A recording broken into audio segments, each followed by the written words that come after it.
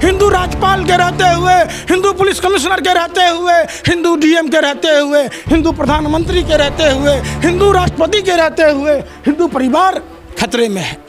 तो ये सवाल बनता है कि हम जैसे लोगों को सर में कफन बांधकर सवाल पूछना।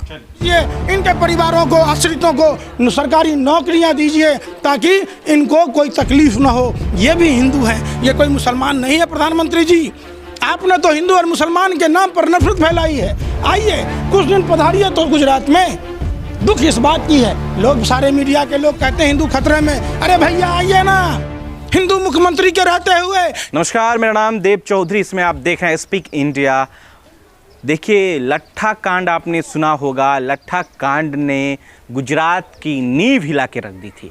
दरअसल लट्ठा कांड आज से ठीक जुलाई माह यानी कि 3-4-5 महीने पहले हुआ था, जिसके बाद पूरी गुजरात में सनसनी फैल गई थी।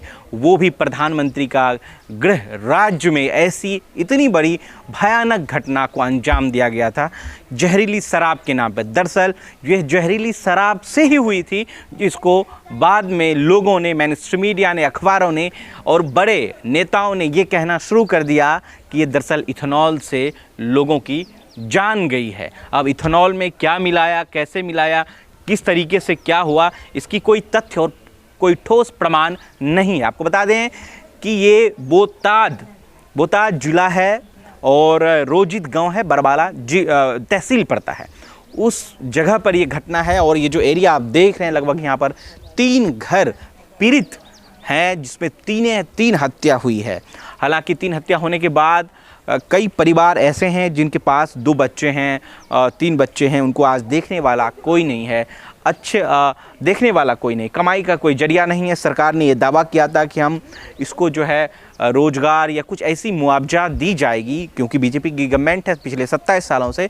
तो ऐसी कोई तस्वीरें, ऐसी कोई चीज़ें नज़र नहीं आई। बाद में हालांकि यहाँ के सरपंच ने कहा कि हमने कुछ कंपनियों के द्वारा उन्हें थोड़े बहुत कमोबेश मुआवजा दिया गया।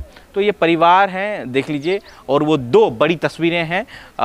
पवन जी, मैं आपको कहता हूँ कि थोड़ा एक बार दिखाइए। जो लट्ठा कांड की शिकार जहरीली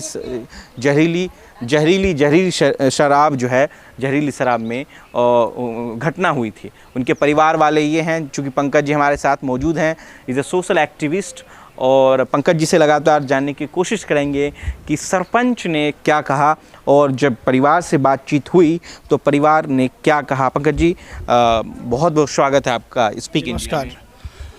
सवाल उठता है कि जिस गुजरात मॉडल का ढिढोरा पीटा जाता है गुजरात को बदनाम करने के लिए, ये धरती, हम बहुत सौभाग्यशाली हैं कि आज गुजरात की धरती पर हम हैं। यह गुजरात की धरती सरदार पटेल और राष्ट्रपिता महात्मा गांधी की कर्मभूमि, जन्मस्थली है। आप देखिए, आश्रित परिवारों को, इनके बच्चे यतीम हो गए, इनकी सुहा गुजर गई, और प्रधानमंत्री जी ढिढोरा पीट रहे हैं। प्रधानमंत्री उज्ज्वला योजना की बात कहते हैं, प्रधानमंत्री जी आयुष्मान योजना की बात कहते हैं। प्रधानमंत्री ही नहीं, तमाम वो मीडिया के लोग सबसे पहले ये जवाब दे कि वो खबर पाकिस्तान की दिखाते हैं, पाकिस्तान में टमाटर महंगा हो गया। अरे भैया, हमारे यहाँ रसोई गैस महंगा हो गया। देखिए, लकड़ी पर खाना बनता है। देखिए, ये है आज भी हमारे किस तरीके से माँ बहनों के आंसू से आंसू गिरते हैं, टपकते हैं, अंधेपन का शिकार होना पड़ता है। चूँकि आपने 400 का सिलेंडर 1100 कर दिया है, और इनके घर में जो कमाने वाला पूत था वो तो चले गए। वो सिर्फ नासमझी में, सरकार के संरक्षण में। कौन ऐसे लोग हैं जो जहरीली शराब रैकेट को संरक्षण देता है? किसके इशारे पर शराब बेची जाती है? आखिर इसी गुजरात में बार बार जब ड्रग्स का रैकेट पकड़ा जाता है, ड्रग्स की खेपें पकड़ी जाती है, जब जाली नोट छापने की मशीन पकड़ी जाती है, जब जाली नोट का जखीरा मिलता है, और बात की जाती है हिंदू धर्म की। अरे हिंदू धर्म में तो नशा पर रोक की बात है। आप हिंदू धर्म के पुरोधा बनते हैं, आप राम और कृष्ण की बात कहते हैं, तो क्या प्रभु श्री राम आज दुखी नहीं हो रहे होंगे? आप पूछिए इनकी विधवाओं से, पूछिए इन यतीम बच्चों से। इनके पैरों में देखिए आप क्या नजराना है, इनके पैरों में चप्पल नहीं है, ढंग के कपड़े नहीं है। तो प्रधानमंत्री जी, हम आपको आगाह करते हैं। आपके पापा का नाम क्या था? मतलाम भाई।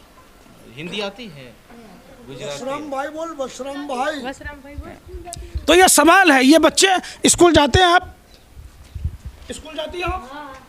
आप समझिए कि क्या कठिनाइयों का सामना, घर चलाना, इनके पैरों में चप्पल नहीं है। और ये बात करते हैं राम राज्य की, ये राम को भी बदनाम करने वाले लोग हैं। ये तमाम भाजपाई, ये रावण, कौरव और कंस की तरह आताताई जुल्मी है। क्या आपको कभी नरेंद्र मोदी जी, अमित शाह जी आए मिलने के लिए? कोई भाजपा का नेता आया मिलने के लिए? पूछे इनकी जुबानी। ये कहते हैं पूरे देश में विज्ञापन पर गंगा में डुबकी लेते हैं, तो ये 50-50 कैमरे लगे होते हैं। जरा एक कैमरा मोदी जी यहाँ भी लगवा दीजिए, जिससे कि आप देख सकें। आपने कौन सा चश्मा पहना, विदेशी चश्मा, जो अंधा बना दिया आपको दिखाई नहीं दे रहा उन हिंदू परिवारों की वेदनाएं, उन हिंदू समाज की वेदनाएं, और आप पूरे देश में हिंदू और मुसलमान के नाप में नफरत फैलाते हैं। आप गुजरात की अस्मिता के साथ खिलवाड़ कर रहे हैं। प्रधानमंत्री जी, थोड़ी बहुत तो शर्म किया होता। आप इतने बेशर्म निष्ठुर कैसे हो सकते हैं प्रधानमंत्री जी? ये सवाल पूछता है भारत और इन पर थूकता है भारत। आइए कुछ दिन गुजारिए तो गुजरात में, अमिताभ बच्चन जी, गुजारिए इन घरों में। आपका क्या नाम? મારું નામ આરતીબેન વસરાભાઈ પરમાર। आरती। આરતીબેન વસરાભાઈ પરમાર। अच्छा, तो ये जो घटना घटी, आपको कुछ मुआवजा मिला कंपनी या किसी के तरफ? सरकार की तरफ से कुछ मिला? मिला, सरकार दिया कंपनी? અનાજ મિલા, અનાજ कौन મિલા, दिया? ઘઉં ચોખા દાળ એવું બધું, તેલના ડબ્બા ને એવું। सरपंच ने। હા, यही सवाल है कि राज्य सरकार और केंद्र सरकार क्यों नहीं इनकी सुधि लेती? क्यों नहीं इनको सरकारी नौकरी दिया जाता? क्यों नहीं मृतक के आश्रितों को कुछ मुआवजा दिया जाए? क्या प्रधानमंत्री जी आपको इतनी भी चिंता नहीं है?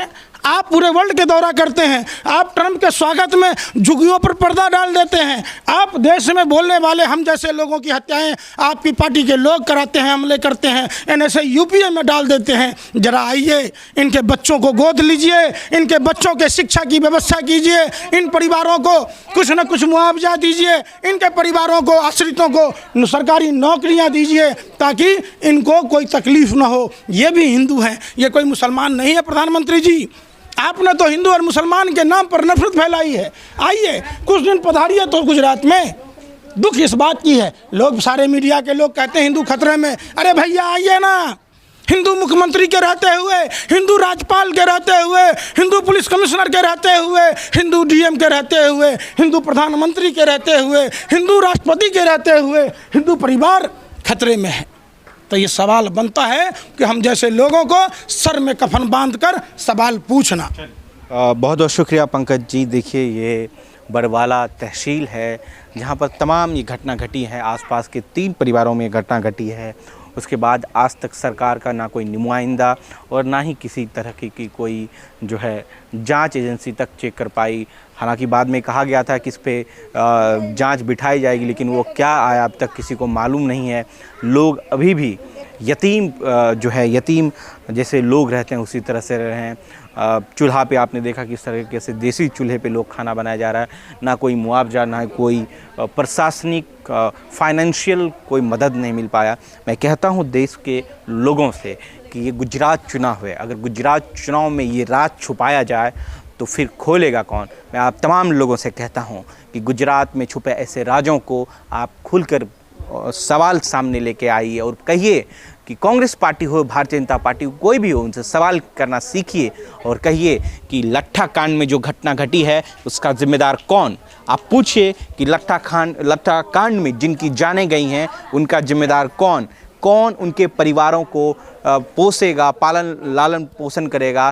क्या प्रधानमंत्री के पास इतना समय नहीं है? जरा याद कीजिए, मोरबी की घटना में देश के प्रधानमंत्री श्री नरेंद्र मोदी जी वहाँ गए थे, लेकिन लट्ठा कांड में जो मौतें हुई हैं, लगभग 60 से अधिक मौतें हुई, आज उनके पास ना कोई जांच की रिज़ल्ट आ पाई और ना ही कोई प्रशासनिक या पॉलिटिकल कोई समझौता या पॉलिटिकल फाइनेंशियल भी नहीं मिल पाया।